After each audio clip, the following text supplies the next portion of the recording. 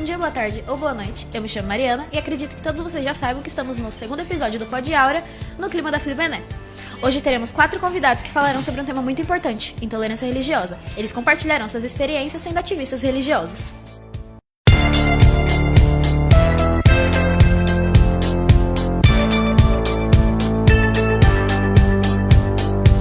Estamos presentes com Nelson Babalorixá. Para começar, gostaria que contasse um pouco da sua experiência e trajetória dentro da religião e sua caminhada que representa a sua vida. Bem, meu nome é Nelson, como eu falei, sou filho de Xangô, da nação Jeje da Omé, e tenho 50 anos de Babalorixá. 50 anos. E a minha nação é uma nação muito, muito importante, porém muito severa, muito séria, entendendo? Xangô é a divindade da justiça, é o rei da justiça. Durante esse caminho, você já enfrentou alguma situação de preconceito ou intolerância religiosa? Preconceito, vários. Eu já tive muito problema com preconceito, com muitos babalorixás que não conhecem o trabalho do outro, quer desfazer, tá entendendo? E não tenho nada contra qualquer uma outra religião. Muita gente tem ideias erradas ou estereótipos sobre religiões de matriz africana. Na sua visão, por que ainda existem tantos preconceitos contra essas crenças? Falta de ignorância, falta de conhecimento. Porque é uma religião realmente importante, uma das mais antigas religiões, porque a religião católica tem 2.026 anos, 25 anos. E o candomblé vem desde o tempo de Moisés. Tá entendendo? A gente sabe que os terreiros e as comunidades religiosas têm um papel muito importante na fé e na cultura. Como você enxerga a sociedade dentro da sua religião? Olha, eu sou neutro, não ligo para a sociedade, não importa a sociedade, o que é que pensa de mim ou o que deixa de pensar. Eu vivo a minha vida tranquilo. Qual o impacto e o papel da escola na construção do respeito a essas crenças? Olha, realmente, o ser humano que não procura estudar não tem futuro. Porque qualquer herança que qualquer pai de família possa dar, ou mãe de família dar para seus filhos, é a educação. A educação é primordial.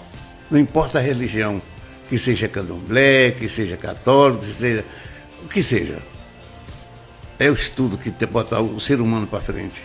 Inclusive deixa dessa ignorância, deixa essa coisa de não saber discernir o que é bom e o que é ruim. E aí é a vida. Gostaria de deixar alguma mensagem a todos que estão assistindo esse podcast e a todas as pessoas que estão aqui na feira hoje? Olha, eu quero deixar uma mensagem, é para todos os irmãos de fé, todos os irmãos de candomblé.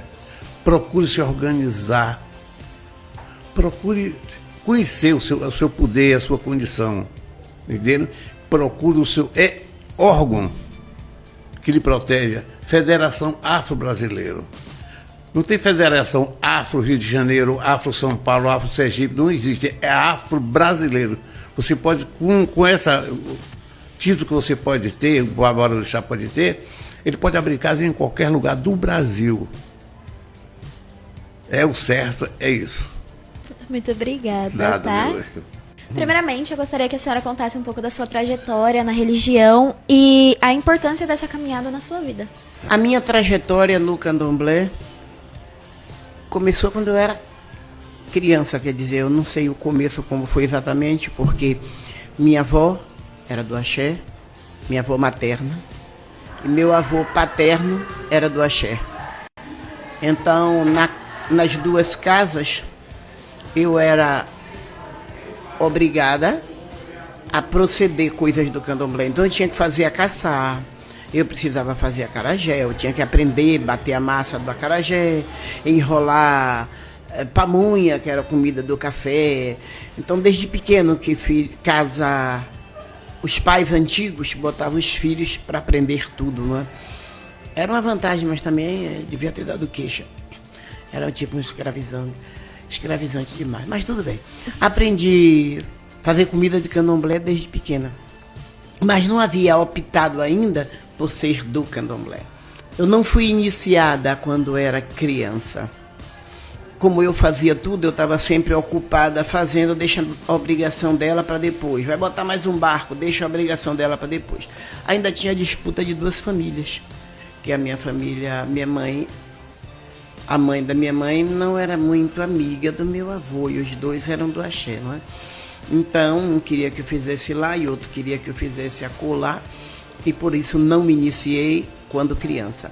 Me iniciei com 40 anos no axé. Optei por me iniciar 40 anos no axé, no Ilê Axé ou Micaie, na casa de Mãe Dulce Silvalino, em Salvador. Eu sou descendente de Afonjá e Casa Branca, porque minha mãe tinha raiz na Casa Branca e no Afonjá. Ogum me salvou. Ogum me salvou das minhas peripécias todas. Ogum me salvou do meu próprio temperamento. Ogum me salvou. Eu sempre fui uma menina à frente do meu tempo. Quem induzia meus irmãos a conseguirem, a fazer, a pular, a sair, não lava o prato agora não, vamos para a rua brincar e tal. Quem fez isso sempre fui eu. E a minha mãe, a lei, eu fui criada, meu pai era militar. Então, a lei, meu sim é sim, meu não é não, mesmo assim driblei tudo isso. Com 16 anos, eu saí de dentro de casa. E uma pessoa na idade que eu tinha para sair dentro de casa foi uma aventura que só o povo do Ogum se atreveria a fazer. Então o candomblé na minha vida foi tudo. Ser do candomblé é muito bom. O povo iniciado no candomblé, o povo do axé, aprende a viver cá fora. Lidar num trabalho, lidar na rua, lidar com qualquer pessoa pode ser fácil. Com o povo do axé, quando você vai propor, o povo do axé, olha, essa menina é do Oxum. Isso aí vai jogando água por baixo, quando eu pensar eu tô afogada, não vou por aí não. Então toda a base, tudo que eu tenho, devo ao candomblé. O candomblé me ensinou a sobreviver 1001 situações, que talvez se eu não fosse do axé teria sofrido muito. Eu digo todos os dias que eu vou vivendo minha vida e dando glórias ao Ogum. As pessoas sofrem muito por dores pequenas porque elas não nasceram no axé. O axé tem esse dom de trazer pra gente uma força que a gente desconhece de onde ela... Quer dizer, todo mundo do candomblé sabe, se perguntar a menina de Oiá ali, ela sabe bem de onde vem a prontidão de espírito dela. Então o axé, ele nos dá um escudo maravilhoso. Já que a senhora já tratou, que a senhora é escritora, eu gostaria primeiramente antes de saber o que se trata o livro da senhora e o que incentivou a senhora a escrevê-lo. Eu comecei a escrever muito antes de decidir pelo candomblé. Eu perdi uma sandália e meu pai recitava muito Castro Alves, ele amava a poesia. Meu pai amava. Eu ainda recito poemas que meu pai recitava. Então, ele era um bruto severo que amava a poesia, mas era extremamente amoroso. Eu aí fiz um poema não, risquei umas palavras combinando e coloquei para ele contando da sandália.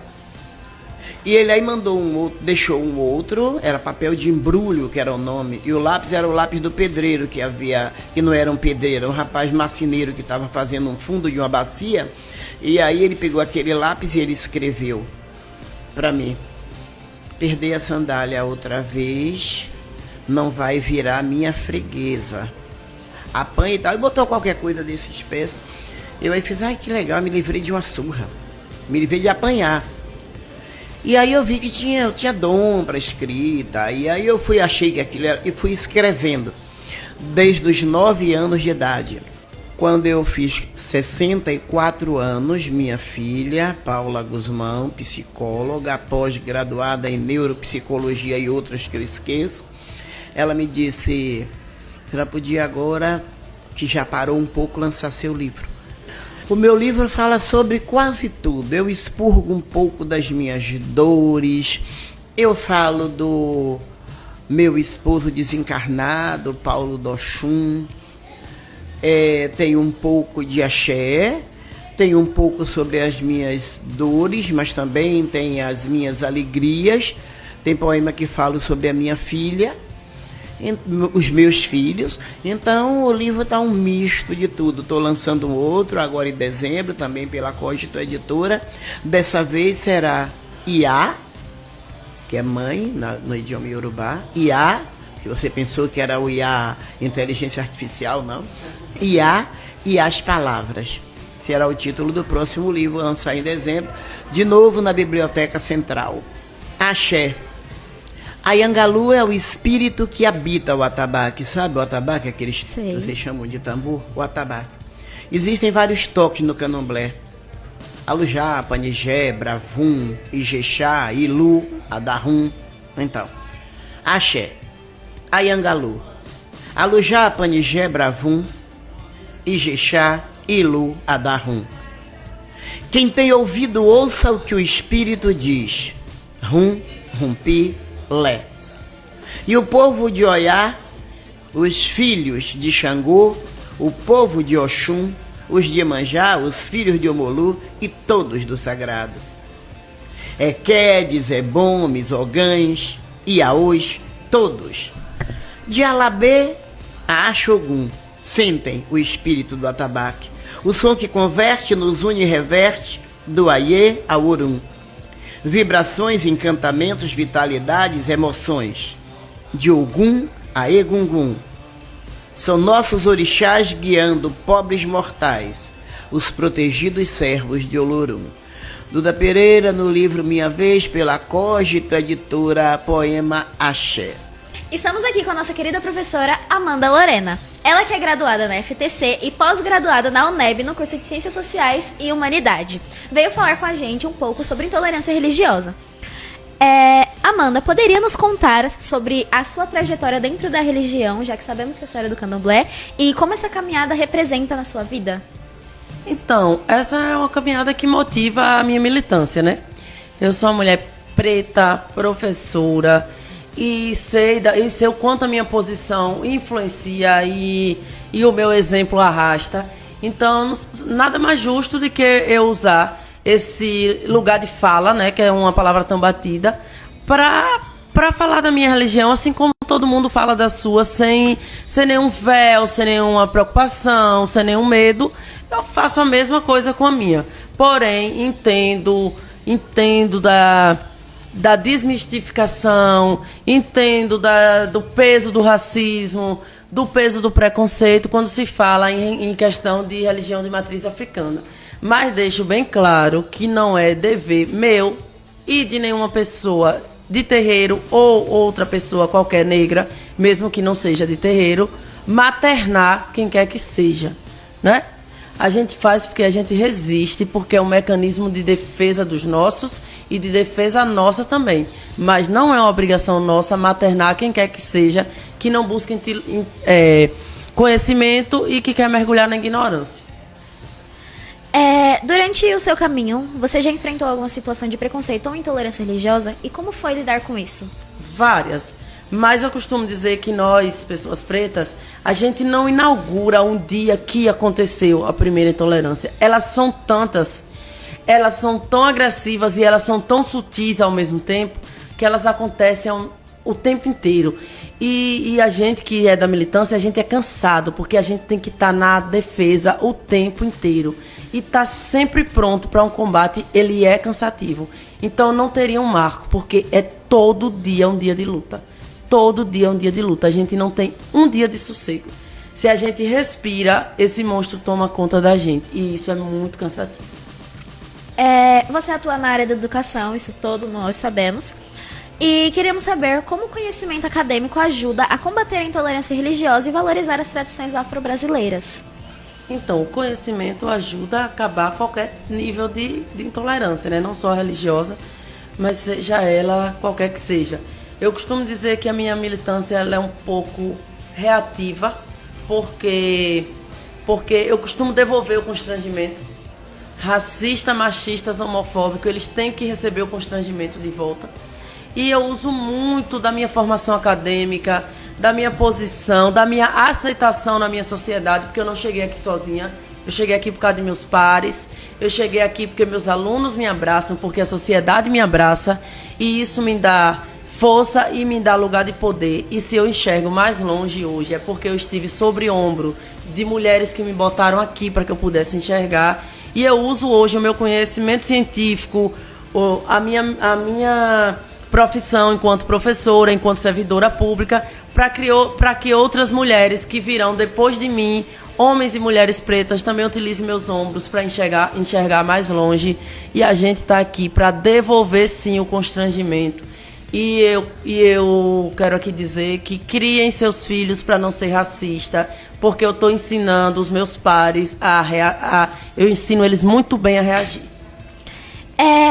Qual é o papel da escola e da educação na construção do respeito às diversas crenças? Então, a gente tem aí, desde 2003, a Lei 10.639, que torna obrigatório o ensino de cultura afro e indígena em todas as escolas públicas e privadas do Brasil. Então, é dever das escolas colocar isso, embora a gente saiba que entre a lei e a prática tem um caminho muito separado, muito distante, mas a lei precisa ser feita. A escola que não faz é quem está descumprindo, e a escola precisa colocar isso em prática, colocar para valer de verdade, sem folclorizar a coisa do movimento negro, porque nós não somos folclore. Nós estamos aqui para dizer que existe um Brasil, existe a história do povo preto contada sem passar pelo Brasil, mas que não existiria jamais a história do Brasil sem passar pelo povo preto. Gostaríamos de agradecer pela sua presença e por toda a experiência, a ideia e tudo que você disse hoje. E claro, gostaria de deixar alguma mensagem?